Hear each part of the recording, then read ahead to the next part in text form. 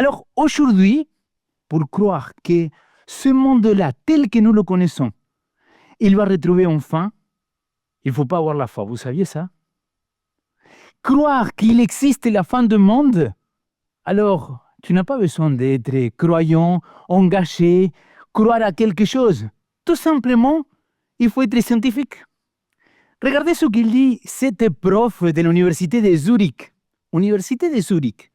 Sonia Senevirant. Mais regardez ce qu'il va dire. Il va dire qu'il faut faire notre deuil de climat passé. Et pourquoi il va parler de ça dans cet article-là qu'il a paru dans Le Monde? Parce que le réchauffement climatique, aujourd'hui, il est en hausse. Plus de 1,5 degré. L'année 2024, c'est l'année la plus chaude de tout le temps de notre histoire depuis qu'on a appris à mesurer la température de la planète. Le monde, notre planète, il ne va pas bien. En plus de ça, on peut parler de la dégradation des océans. Vous savez, aujourd'hui, comme nos océans ils sont complètement pollués, on sait que la Terre, elle ne va pas bien. D'ailleurs, on peut parler de l'effondrement de la biodiversité. On sait que la WWF, il a dit qu'il y a 73% dans les dernières années des animaux qui sont disparus, qu'ils n'étaient pas recensés et qu'on ne connaissait pas, ou que finalement, aujourd'hui, ils souffrent énormément. Aujourd'hui, on sait que les risques d'effondrement de notre planète telle que nous la connaissons, il ne manque pas si longtemps que ça. D'ailleurs, tous les films que vous regardez sur Netflix de science-fiction, toutes les séries de science-fiction, ils parlent que de ça. Ils parlent qu'il va y avoir enfin, que tout va tomber, que cette planète-là, telle que nous la connaissons, ne pourront pas vivre infiniment. Mais la Bible, parce qu'aujourd'hui, on va faire plein de liens, mes amis, on va faire plein de liens entre la première prédication de la Bible et le grand conflit, deuxième prédication de la Bible, troisième prédication sur le sabbat, quatrième prédication sur l'état des morts, cinquième prédication sur les sanctuaires. On va mettre tout en lien. Et la Bible, 700 années avant Jésus-Christ, regardez ce qu'il disait. Regardez ce texte-là du prophète Isaïe. 700 avant Jésus-Christ. On parle de 2700 années avant aujourd'hui. La terre subira des ravages terribles. Elle sera totalement pillée. Le Seigneur, en effet, a déclaré cela. La terre est en deuil. Elle tombe en ruine. Le monde, c'est délabre. Il tombe en ruine. Les cieux aussi se dégradent en même temps que la terre. S'il vous plaît, verset 5. La terre a été souillée sous les pieds de ses habitants, car ils n'ont pas passé outre l'enseignement du Seigneur. Ils ont transgressé les décrets. Ils ont rompu l'alliance qui les liait à Dieu pour toujours. Et 700 avant Jésus-Christ. Ce texte-là, la manière d'être traduit de la Nouvelle Française courante, il me plaisait beaucoup. Cette terre-là, elle a été détruite à cause de qui? Parce que la terre, elle s'est autodétruite. À cause de qui? À cause des habitants de la terre. Apocalypse, il dit clairement que le Seigneur, il vient détruire ce qu'il détruise la terre.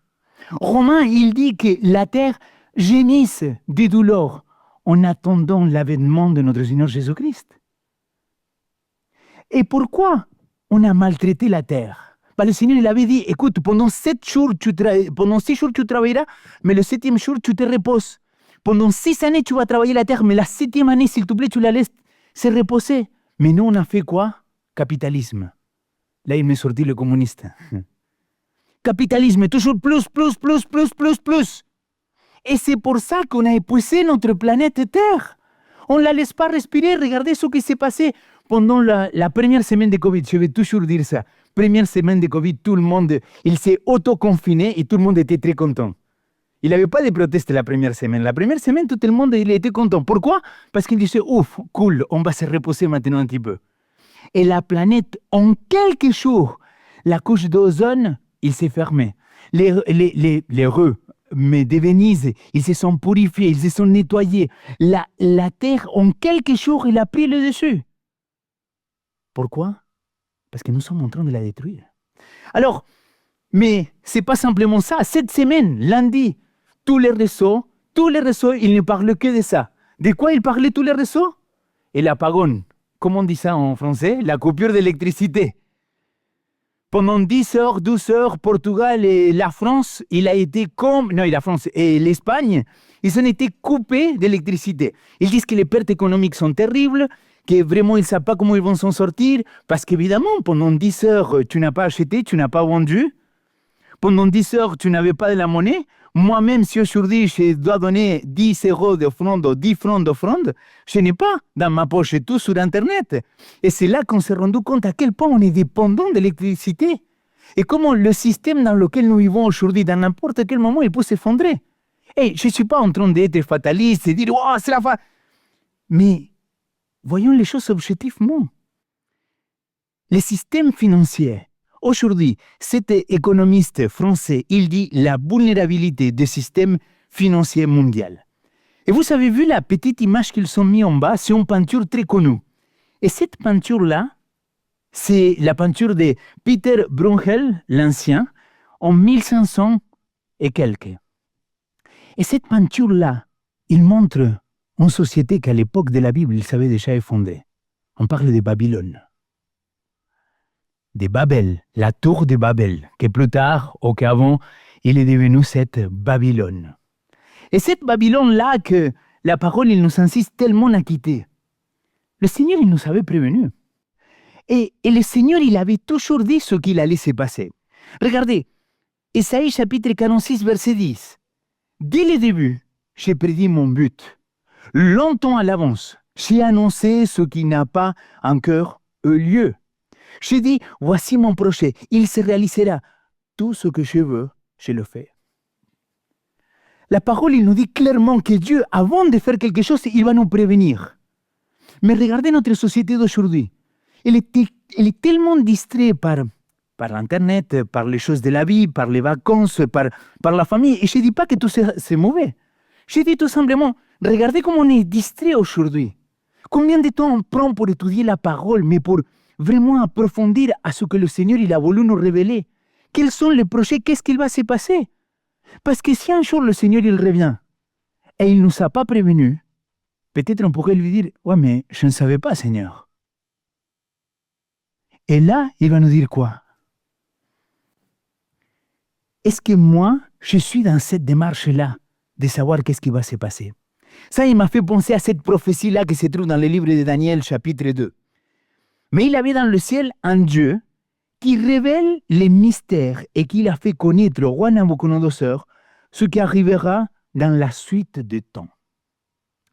Daniel, il voit cette statue qui représentait les grands empires et il voit qu'il vient en pierre, qu'une pierre qu'il est arrachée nulle part, pas de main, et qu'il va taper dans la partie bas, dans les pieds, dans notre société d'aujourd'hui. Et quand il va la taper, il dit qu'il va être anéanti, que plus jamais il n'existera. Et c'est quoi ça? Verset 44, il dit « Au jour de ces rois, le Dieu du ciel suscitera un royaume qui ne sera jamais détruit.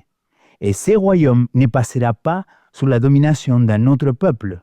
Il pulvérisera et anéantira tous ces royaumes-là, et lui-même subsistera toujours. » Là, quand on parle de cette pierre-là, on est en train de parler du retour du roi. Clin d'œil pour ceux qui connaissent la meilleure trilogie de tous les temps. Le retour du roi, c'est le retour de Jésus-Christ. Et c'est de ça qu'on doit comprendre aujourd'hui. La terre mise, la nature attend que Jésus-Christ il revienne. Il attend cet advénement-là. Mais son peuple, est-ce qu'aujourd'hui il est réveillé? Est-ce que son peuple aujourd'hui, il désire que Jésus-Christ il revient? Je suis navré de le dire. Je suis triste de le dire, mais je n'y crois pas. On est chaud patate pour chanter, pour louer. On est chaud patate parfois pour servir, pour faire des choses dans l'église. On est chaud patate pour ça. Mais est-ce qu'on prend le temps de prier pour que ce monde tel que nous le connaissons aujourd'hui, il puisse arriver à sa fin? Est-ce qu'on prend le temps de prier pour cela? Pourquoi le retour du roi? Tite, Paul il écrit à Tite, et il va lui dire, en attendant la bienheureuse espérance et la manifestation de la gloire de notre grand Dieu et Sauveur, Jésus-Christ.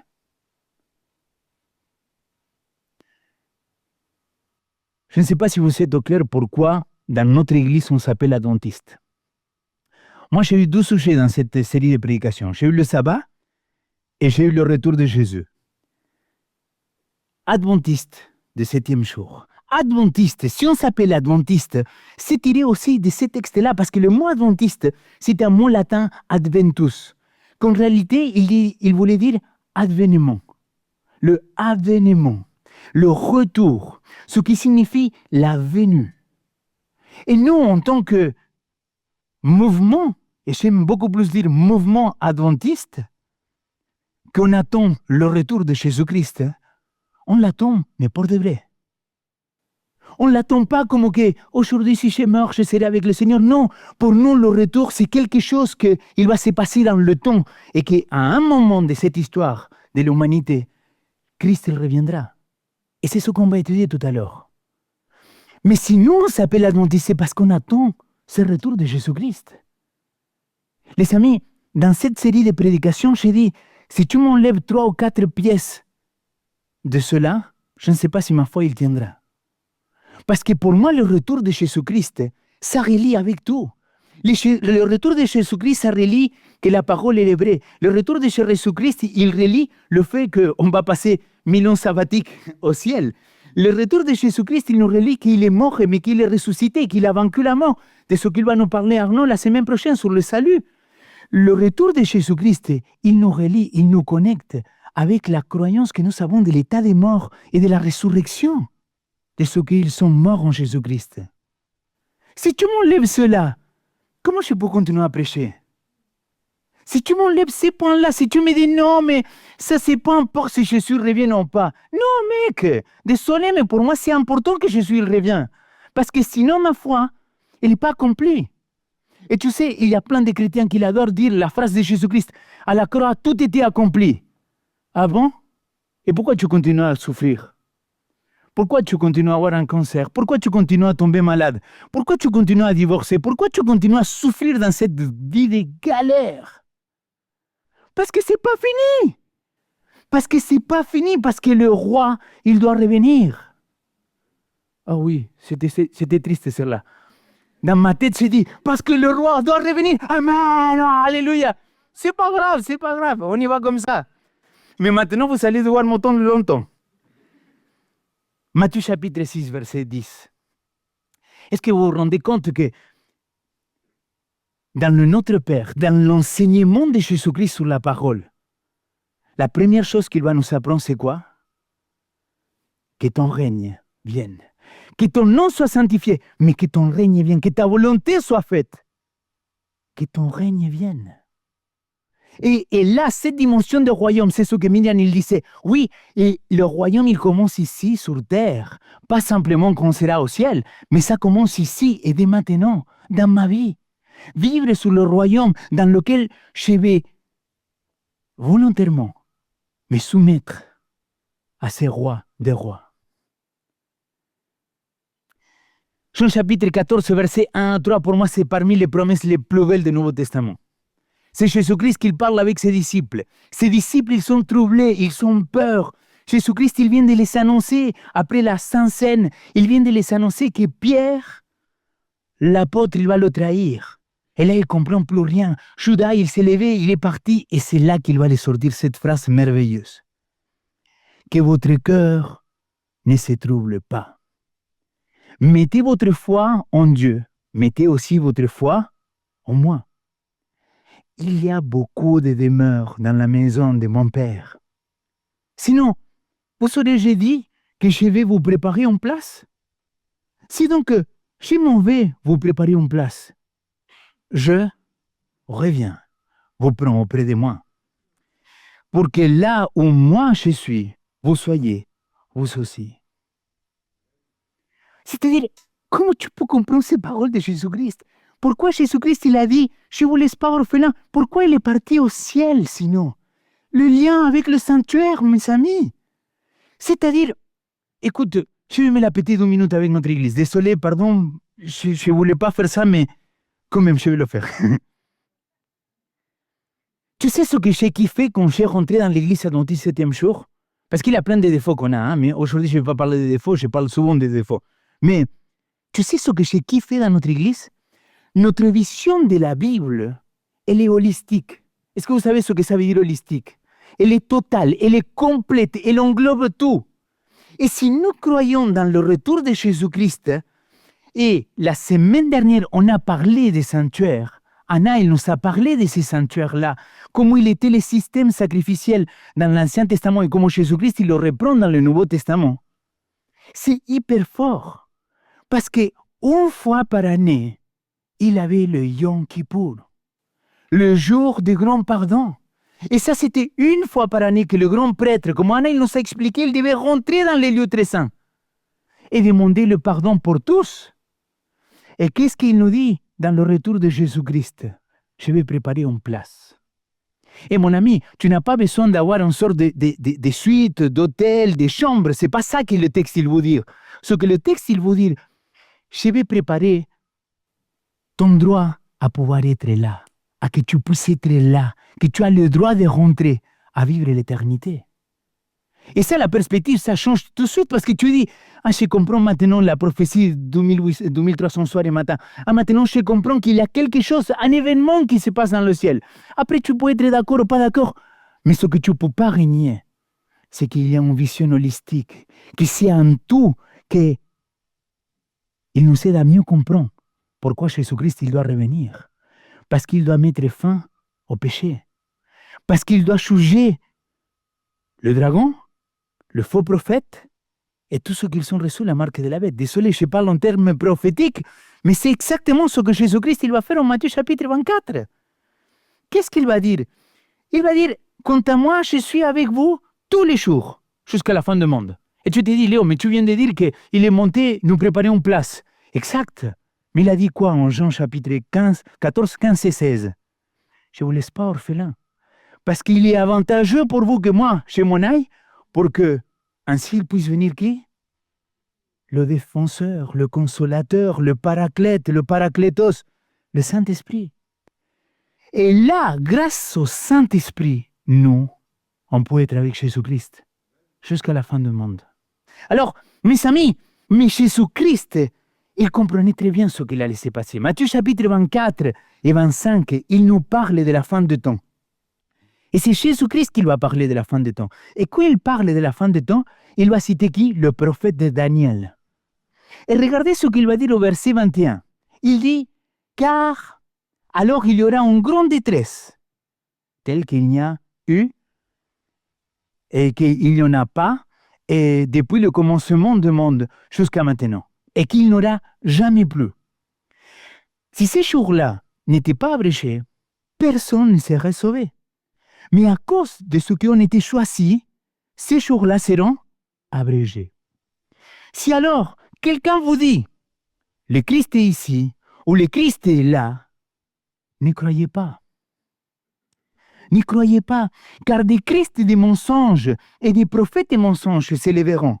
Ils donneront des grands signes et des prodiges de façon à égarer, si possible même, ceux qui ont été choisis. Et qu'est-ce qu'il dit Jésus là? Il dit quoi? Je vous ai prévenu. Veillez, allez, réveille-toi, ne t'endors pas parce que Jésus-Christ, il revient et il ne veut pas qu'il te retrouve en dormant.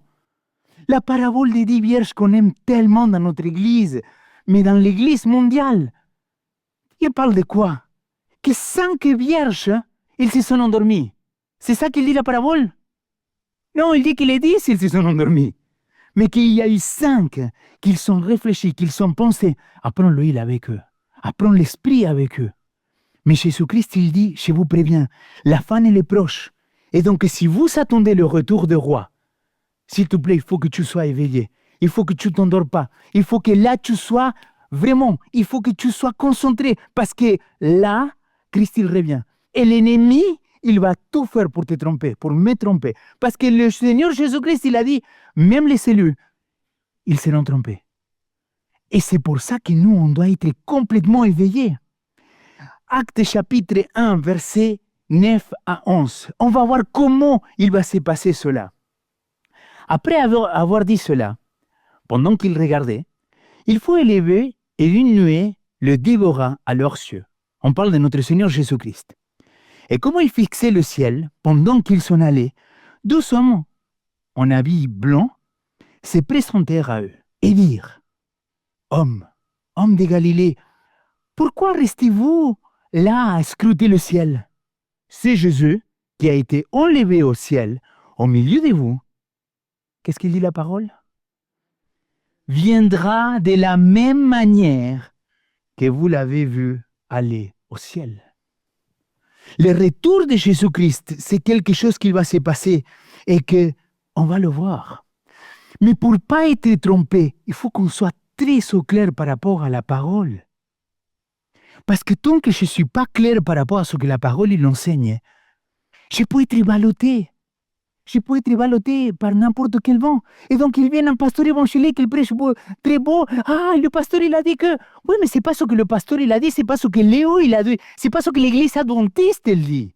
C'est ce que la parole, elle dit. Et là, quand je regarde la parole, et c'est pour ça que notre deuxième enseignement, il était sur la Bible, pour dire que la Bible, elle doit être au centre de notre vie. Pourquoi? Parce que comme Arnaud, il a prêché la première prédication, il y a un grand conflit. Et nous sommes au milieu de ce conflit-là. Il y a des voix, il y a des chants, il y a des personnes, il y a des démons qui viennent attaquer, qui viennent s'aimer la zizanie, qui viennent s'aimer les mensonges. Et moi, je dois rester éveillé pour ne pas me faire attaquer, pour que les voleurs, ils ne viennent pas et que je sois surpris. Regardez, j'ai fait 4 lignes, très simples pour vous montrer à quel point le retour de Jésus-Christ n'est pas un rapte secret. Vous connaissez la théorie des raptes secrets? C'est qu'à un moment, on sera là, et il y a un qui sera enlevé, l'autre qui ne sera pas enlevé, et qu'il y a tout en partie qui sont partis au ciel, et les millions, ils vont continuer ici sur terre.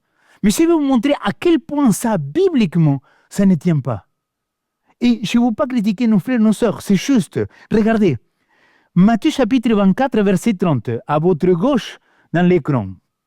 Alors, le signe du Fils de l'homme paraîtra dans le ciel. Toutes les tribus de la terre se lamenteront. Vous voyez, il n'y a pas qu'une partie de la terre. Il dit toutes les tribus de la terre se lamenteront. Ensuite, ils verront le Fils de l'homme venant sur les nuées du ciel avec beaucoup de puissance et de gloire.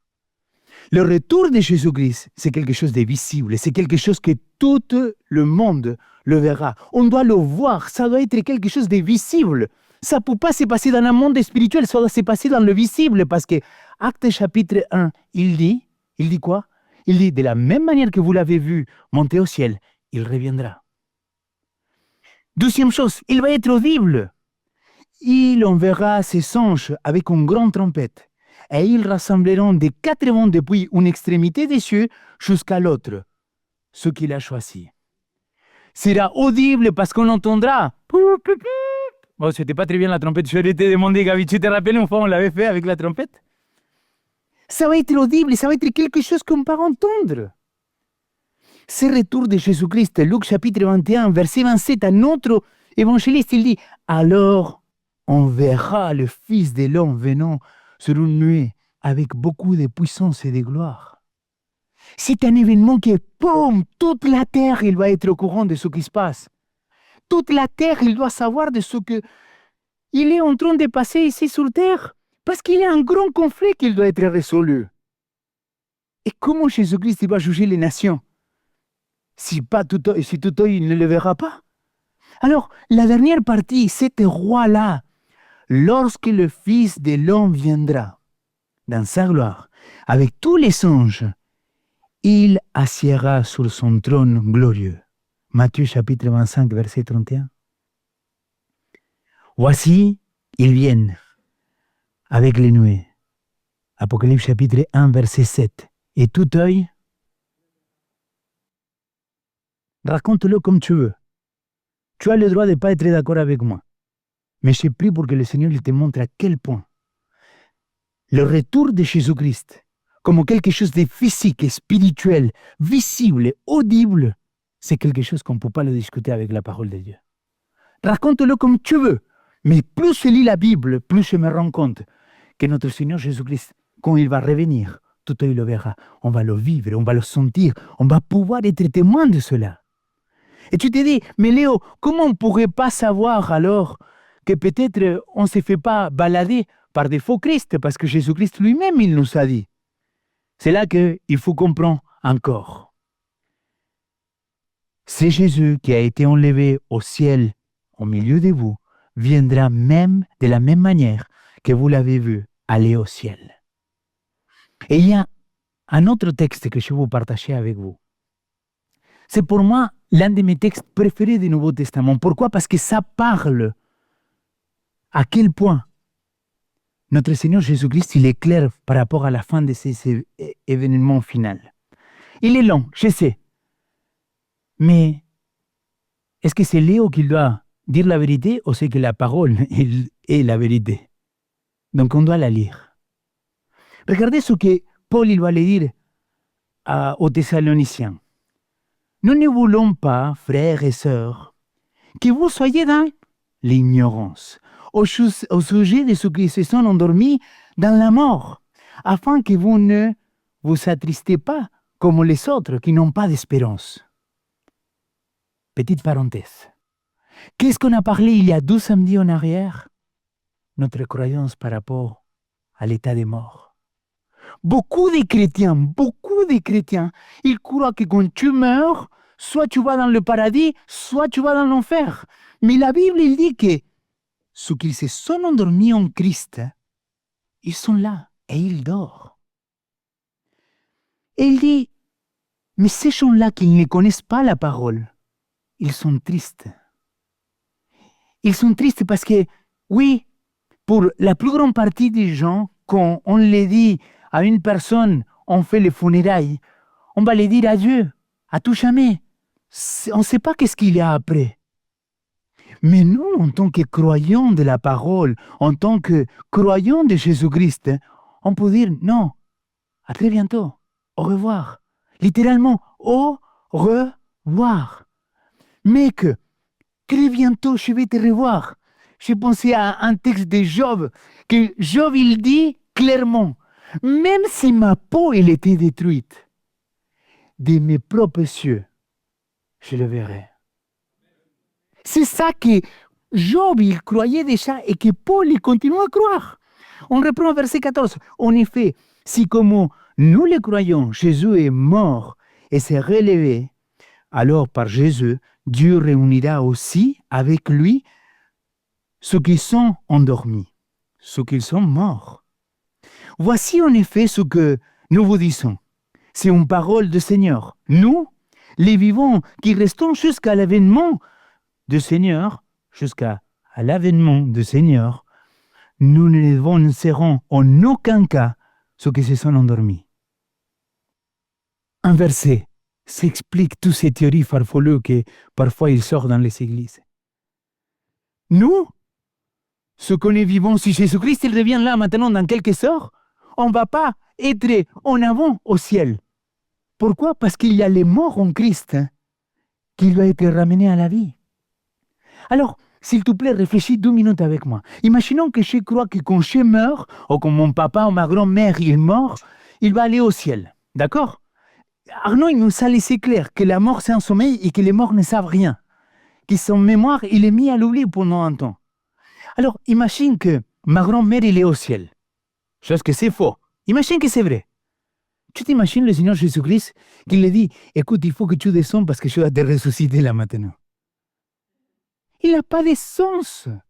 S'il te plaît, il n'a pas de sens de dire, écoute, je vais te ressusciter, mais tu es ici avec moi. Pourquoi alors tu vas la ressusciter? S'il est déjà mort. C'est parce qu'on va nulle part. Parce que quand tu meurs, tu t'endors. Et Christ un jour, il va revenir, réveiller les morts. La première résurrection, ça va être les morts qui seront sauvés. La 12e résurrection, c'est pour la 12e mort. Et ça, c'est celle qui fait mal. Verset 16. Car le Seigneur lui-même, avec un cri de commandement, avec la voix d'un archange, avec le son de la trompette de Dieu descendra du ciel. Et ceux qui sont morts dans le Christ se relèveront d'abord. Ensuite, nous, les vivants qui restons, nous serons enlevés ensemble avec eux dans les nuées, à la rencontre du Seigneur dans les airs. Et ainsi, nous serons toujours avec le Seigneur. Est-ce que Jésus-Christ, il va revenir ici sur terre maintenant qu'il va toucher terre? La Bible dit clairement non. La Bible dit qu'il va rester dans les airs, dans les nuées, et c'est nous qui monterons avec lui, avec tous les ressuscités. Les morts en Christ ressusciteront, nous les vivants, on sera transformés, et ensemble on ira avec lui. Mais tant que tu n'es pas au clair, si aujourd'hui il y a un Christ qui se dit, écoute, je suis le nouveau Messie, je suis descendu maintenant pour faire le dernier prégon, je ne sais pas si on dit non, prégon c'est très espagnol, c'est la dernière prédication avant. Donc je suis descendu pour cela. Tu sais que c'est faux, tu sais que c'est un faux Christ parce que la parole, elle te dit comment il va se dérouler ces événements-là. Mes amis, je vous laisse un dernier texte. Paul, il a dit à Timothée, je te recommande, devant Dieu, qui donne la vie à toutes choses, et devant Jésus-Christ, qui fit une belle confession devant Ponce Pilate, de garder le commandement, et de vivre sans tâche, sans reproche, jusqu'à l'apparition de notre Seigneur Jésus-Christ, qui manifestera en son temps le bienheureux et le seul souverain, le roi des rois et le Seigneur des seigneurs, qui seul possède l'immortalité, qui habite une lumière insaisissable, que nul homme n'a vu ni peut voir, à qui appartient l'honneur, la puissance éternelle. Amen. Mon ami, jusqu'à que Jésus-Christ il reviendra, nous avons besoin de rester fermes dans notre Seigneur Jésus-Christ.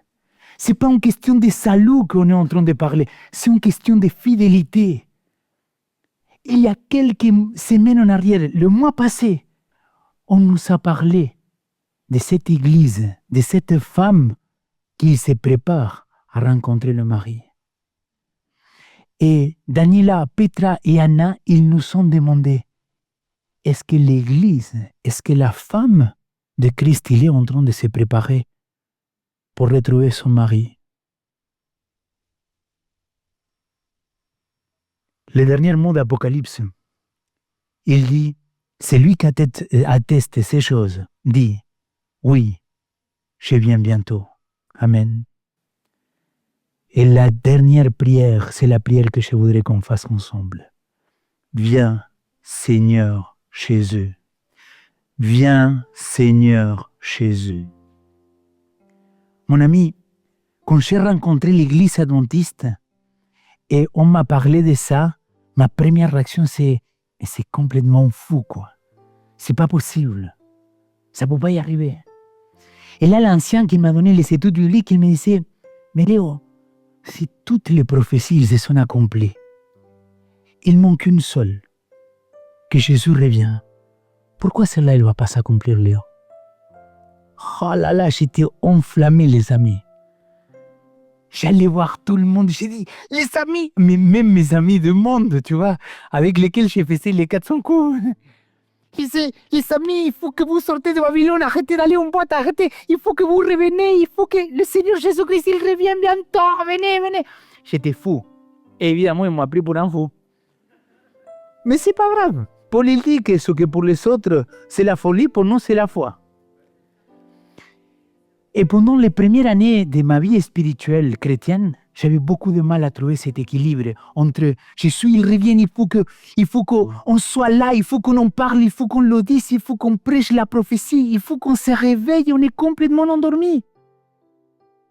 Et de l'autre côté, va dire, oui, mais je ne peux pas vivre dans la panique, je ne peux pas vivre dans l'angoisse tout le temps. Et il y a une parole que j'ai entendue, que j'ai lue à l'époque. C'était de Martin Luther. On l'a posé la question. Si on te dit que Jésus il revient dans 50 ans, tu ferais quoi? Il a dit, je planterai un pommier. Aujourd'hui, je planterai un pommier. Et on l'a posé la question, on l'a dit, Et si on te dit que Jésus il revient demain, tu ferais quoi? Il a répondu, je planterai un pommier.